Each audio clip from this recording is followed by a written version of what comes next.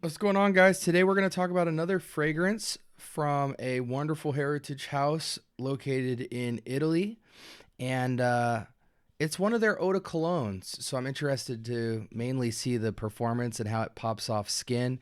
What's interesting about this house is their ability to make eau de colognes feel at least like eau de parfums and just the unique blends with the heritage feel. Very nice stuff. Hopefully, this one's a banger. So strap up. This one's unisex. Okay, dinner for two. I watch that head move side to side as I let this in into the room. You are on top, let's connect minds. Trying to get into a mood. We gon' be fine. Close up the blinds, no rush. Finish the food. All right, welcome to the Scent Bubble. I'm your host for the evening from the house of Santa Maria Novella. This is Lana. And on Fragrantica, the only one I could find is Acqua di Colonia Lana, but there was no other Lana listed. So I'm assuming this is that. We'll correspond the notes with the fragrance to make sure I'm doing the right fragrance. But without further ado, let's go ahead and pop this on. Let's see if there's any quick story. Is there? No, there isn't. Established in 2017. Yeah, unisex fragrance. Let's go for it. I'm going to go ahead and apply it to skin for sure. Ooh. Ooh, okay. Very stemmy, planty, slight sweetness, maybe a rose prick type of scent, but very green in the air at least. Ooh, yeah, it's this very aromatic earthiness, almost the stem of the rose with the tiniest whiff of rose, and it's mostly an aromatic, slightly dense feel. It's got a soily green earth brush to it. I like that, almost like an old Azzaro Pour Homme or something like that, but much more tasteful with the touch of like this rose woodiness in the background. But this is mostly an aromatic green feel that seems to be drying down to some sort of kind of powdery touch. And the greenness scales down a bit more into kind of earthiness and woodiness. On skin, it's a lot more rosy. Let's go ahead and switch screens. I want to see the story on this bad boy. 4 out of 5 with only 136 votes, but definitely something you should consider with that almost 4.1 rating. Cedar, vetiver, rose, sandalwood, musk, leather. I get all of it. I truly get all of it. I think the bite that I'm getting from it comes from vetiver. Vetiver is typically a tall grass, but you can harvest the root of it. Maybe that cedar vetiver combo is what made it feel so green and bright in the opening, because it definitely felt dominantly cedar and vetiver and like this greenness to it. But now it's drying down to a much more powdery rose woodiness. This is somewhat in the second cousin removed vein of, somewhere between the prettiness and modernness of Atomic Rose and the powdery heaviness of Oud Satin Mood. But this is like 1/20th of Oud Satin Mood in terms of intensity and aggressiveness. It's softer like Atomic Rose. The character of it is Atomic Rose, but the weight of it seems to be borrowing a handful of Oud Satin Mood to me. Very airy, fresh scent. Again, on skin, it becomes more about this rose, sandalwood, and musk.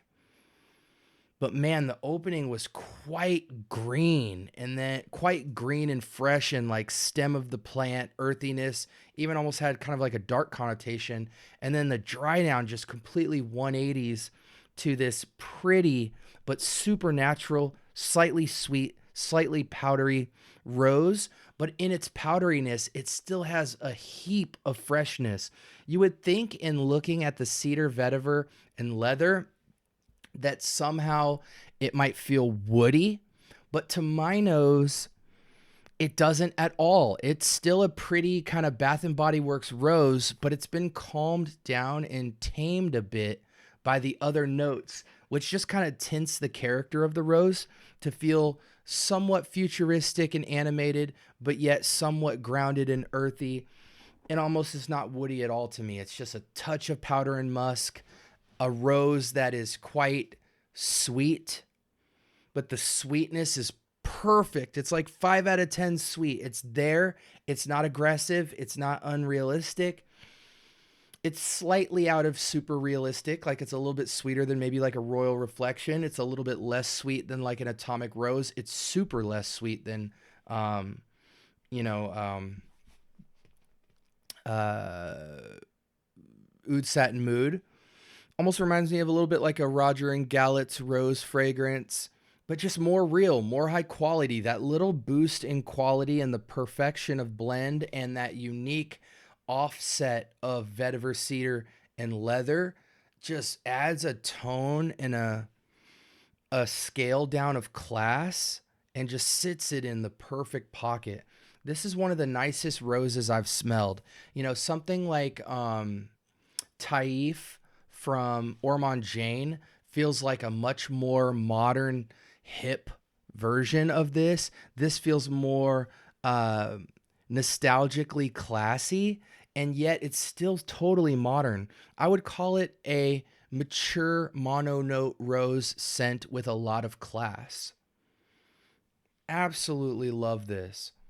Now, I do think you should not judge it by the test strip, because even on the test strip, it's still a bit green, still a bit leafy, still a bit bitter. But on the skin, man, it's just this warm sweetness with such perfect character, such a good scent. You got to get your nose on this if you're a rose lover, especially as a man, because I think you as a man could totally get away with this. This is like a man who's grown and sexy, but getting in his pastels. This is not a black tie affair to me. This is gray suit. This is khaki suit.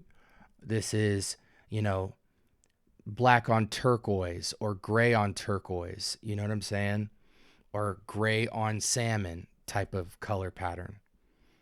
Really nice. Finesse. Just class. For an eau de cologne, I think it will punch at least in the 6-hour range. Let's see the longevity score here. Mostly moderate, somewhat 25% strong. A mix of long-lasting and moderate. So yeah, I imagine this would go all day. The skin scent dry down to this would be absolutely beautiful. This Noir 29 by Le Labo, I have smelled that. It is somewhat close. Nasamato's Baranda. Oh no, Nudie Florum. Never smelled that. I don't recognize a lot of its comparisons, I'm going to be honest with you. But I gave you some comparisons of my own. This is beautiful. Rose lovers, women, you would be so classy in this. You would be so classy. And I think you could even wear it down. Like for me, let's go to some usual suspects here. I think any season, any reason with a slight lean towards cooler weather animating this the most. I do think super cold weather would absorb it. Super hot weather would funk it up. But this is nice. This is very nice. Women, any age, as a young teenager, maybe early 20s woman, you are punching a bit mature, just the tiniest bit, but I think you could totally pull it off. The character is there. It's the woman you want to be. It's the woman you look up to. It's the woman who's older than you that you think is just so cool that you idolize. For men, I think it's just a soft side to the man, man who's comfortable with himself, in touch with his you know, he's into the different senses of himself. You know, he's very well spoken. He's romantic. This is nice. Again, it has a slight feminine lean, but it's so perfectly done, men. You could so pull this off. If you could pull off Taif and Oud Satin Mood and Atomic Rose and the Le Labo Rose and all that, you could totally pull this off. This is more in your favor as a man than all of those scents to me, just by the slightest bit, but still very much so. I give it a 9. And the only reason I don't give it a 10 is just because it's somewhat simple, somewhat simplistic, which is okay. Masterful blend. But yeah, solid 9. I mean, for a rose scent, this is up my alley. I like this a lot. Um, Alternatives, any of the ones I mentioned, but again, the maturity, the slight tint of maturity and class to this just makes it special. It will not feel like an eau de cologne. It'll feel like an EDP, truly. This is just great juice. Again, it screams somewhat pretty futuristic rose like the atomic rose, but there's a tint on it for some reason that just makes it a little more calmed down, a little less volume, which just sits it in a pocket of kind of this slight powdery maturityness. Super airy though, dances on skin. It doesn't wear you. Really amazing scent here. I absolutely love it. It's a 9 for me. Don't judge it by the test strip. Put it on skin. This thing is a transitional banger. It changes entirely from the opening, sits in a beautiful, much more mass appealing pocket. And to be honest, I'm surprised more people haven't tried it, probably just due to access. Is it worth the $300 price point or the $250 price point? I do think so. I do think so. This will consolidate a lot of airy rose fragrances just due to the character and the simplicity and the versatility of it. It's everything you would want in a rose scent, ladies. Men, this would be a Swiss Army kind of like, not Swiss Army, this would be a stunner fragrance that you bust out on special occasions. Occasions for this, I mean, it's a girl's casual, it's a girl's upscale. You could even wear something like this at work, and it would just be a showstopper work scent for sure. I wouldn't classify it as like a safe work scent. This is the boss chick. Not boss in terms of like loudness, but you got your stuff together, you're classy, and you are that chick, you know? For men, I think you could totally pull this off. I think for men, this is mostly a date scent, an afternoon with a breeze scent, sitting on a yacht scent. You know, something like that, but a little bit of a romantic playfulness to it and a maturity class. That's what it's going for men. But women, I think all around ageless. Men, I would say don't tap into this unless you're 30 and up, just because I think most men 30 and down, unless you're a rose lover, that's a different conversation. But men 30 and down, I think would find this to be a women's scent. But man, it's so much more than that.